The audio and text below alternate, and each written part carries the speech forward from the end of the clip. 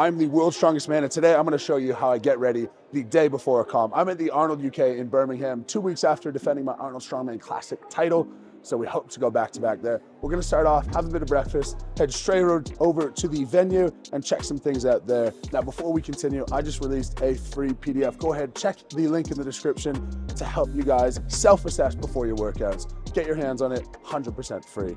Otherwise, enjoy the video. All right, so today, gonna spend a lot of time around the expo, getting comfortable, making appearances at the booth. We've got free UK shipping all weekend, so get on top of that if you're interested. Link is in the description. Otherwise, I've got a panel with Thor.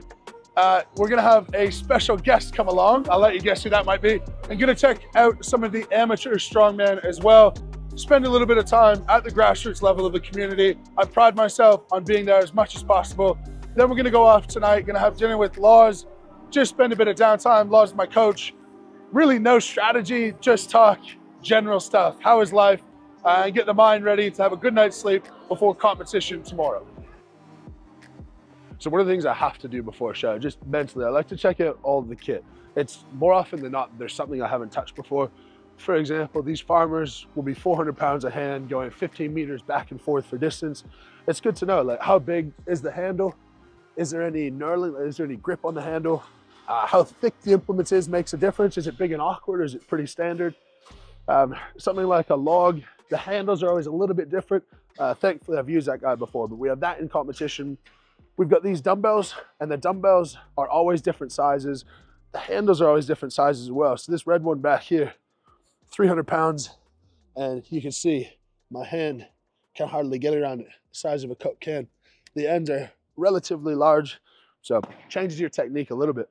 Now, the thing that people probably don't know is that this is our only chance to really look at the equipment before we use it out on the competition floor. We don't get to see it the day of the show. So this is your only real time that you can come check out, make sure that you know how everything works. And virtually every time I pick up something that's a little bit different and something I could do a little bit better. So in the show, we've got log, that's 430 pounds for reps. We have 180 kilos, 400 pounds per hand. Farmers walk back and forth. We have a yoke, which is gonna be 1,000 pounds. This is this guy we carried on our shoulder. Take that 15 meters.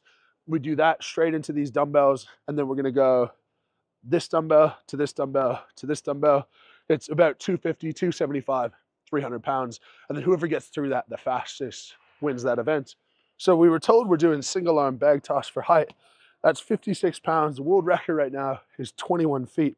Usually a sandbag is like huge. So it's funny to see this guy, they put lead in this. So we're gonna take this and we're gonna launch it over our head. But say little things like the length of the handle, how full the bag is, how wide the bag is. It all changes what you do just a little bit. The last event is deadlift for reps at just under 800 pounds. I deadlift all the time. It's not really something I need to look at. But this is a vital part of the day before competition, making sure I'm familiar with all the kit because it's really not standardized. We're gonna go from here straight over to the athletes meeting, have our full rules, sign all of our documents, and say hello to some of the guys. Yeah. Oh, So much longer.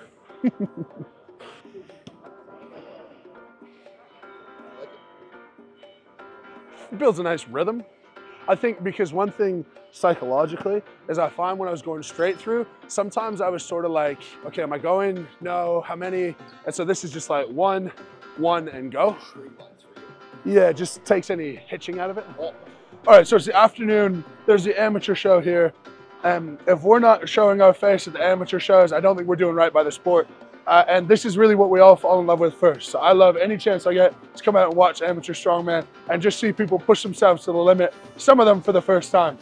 So let's see how it goes. We got a sandbag medley. We'll hang out here for a couple of hours before we go off and have some dinner and then rest and recuperate for a comp tomorrow.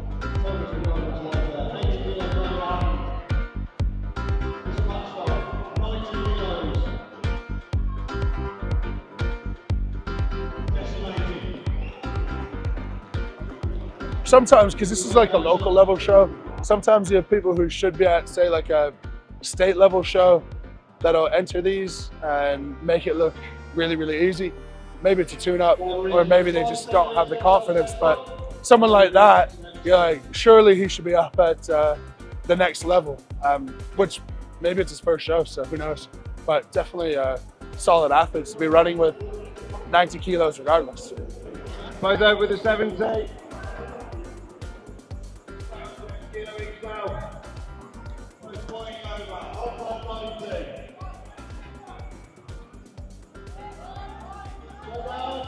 I think the thing I love the most is that there's particularly, like, there's a male and a female side for me. Particularly for men, no one really tells us we're doing a good job. No one really tells us we're proud of you. No one really tells you. No one really stands up and cheers for you. Like, you might get a pat on the back from your mates once in a while, but it's the old thing. Like, someone tells you you got a nice pair of shoes on, and all of a sudden you're like feeling like $1 million for the rest of the day. You see that over and over and over for the men, where their families are here and they're getting cheered for, and they're cheering for each other. And on the female side, the number of times I've seen women completely change their personalities because they've gained more confidence, because they realize what their bodies can do, and it takes them away from the feeling that they need to look a certain way, and they start to take pride in what their body's actually capable of.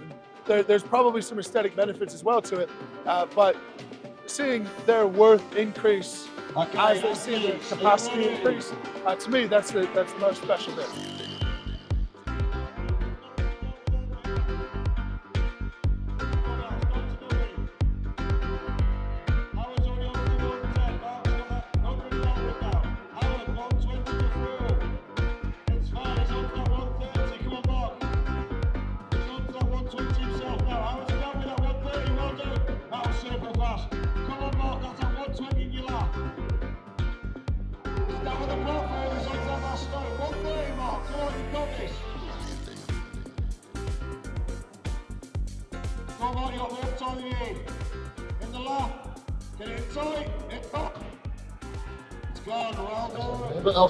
So, great weekend of athletes over there. Your clothing brand with any kind? Yeah, it's an extension of what strongman culture is. And strongman culture outwardly might look like it's aggressive and intimidating, but I just want to put a message forward that you'll see competitors supporting each other more than anyone else out here. And so I started this brand just to show people that the gym and strength sports is a welcoming place. It's here for everyone. If you guys want to check that out, it's just down over across from Silverback. But we also give donations back to the community, back to independently owned gyms, to try to keep the grassroots level running as strong as possible, so that these guys can train on the best kit that they can, and their gyms can keep running and stay open. Mitch, back-to-back wins in Columbus. Not a small feat, especially against the deepest lineup of athletes that the Arnold Strongman Classic had ever seen. A good handful of former World's Strongest Man winners, including yourself, our current World's Strongest Man. But a massive win in Columbus. Talk to us about being a back-to-back champion. Yeah, you know, it's funny. I think people sort of dehumanize us in a way and think that just because you won it before, obviously have the confidence that you could win it again. But it's you're always proving it to yourself as much as you're proving it to other people. So it's a privilege to be able to do it. Never mind once, but twice. Already in my first 2 years of pro strongman, I've already won way more than I thought I would. So everything here on out is icing on the cake, and I love icing, so we'll keep going. There was a lot of questions as to whether you would be in Columbus in 2024. We all followed your recovery very, very closely. That was an amazing comeback. Talk to us a little bit about your mindset when you had the injury, and did you think you were going to be able to get back on stage that quick? Yeah, so obviously dealing with that's my biggest injury I've had in my whole career. So getting the pack tear was a big shocker.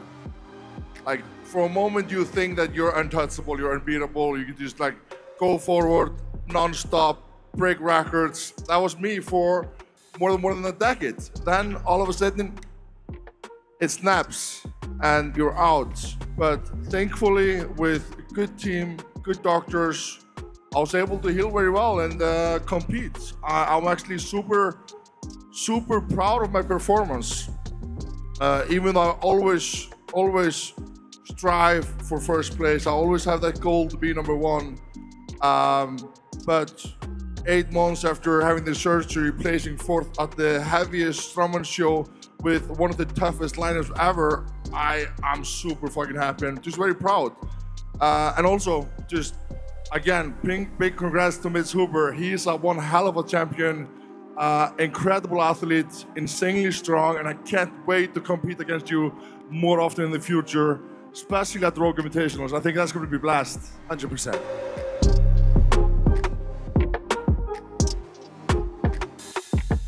Well, I just wanted to walk around a little bit here and to see all my fans and to see all the activities.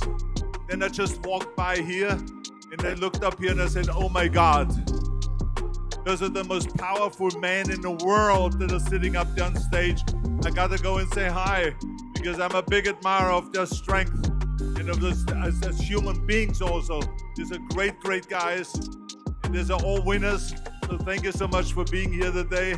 You guys inspire all of us, also getting stronger and all of those kind of things. So anyway, those are really great. Let's have a big hand for those guys for the great, great work that they're doing and the strength that they have.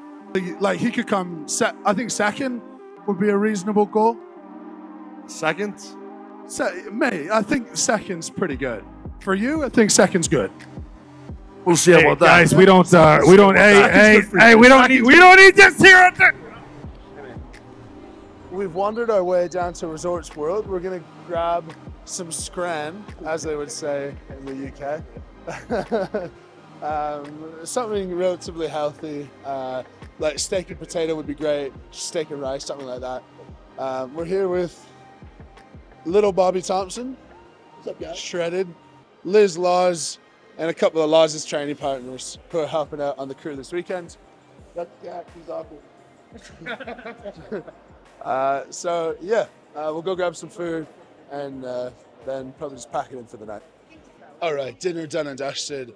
I had a little bit of my sister's Caesar salad, and I had a steak, and I had a burger. Not perfect, but we needed some calories in, so good enough. And that is how I spend the day before a competition. I'll get up tomorrow morning, have a good breakfast, head over to the venue, and get ready to compete. If you have any questions, pop them down in the comments. If there's anything that surprised you, let me know. Otherwise, subscribe to the channel, leave a moose trap if you have nothing to say. As per always, lift heavy, be kind, and we'll catch you next time.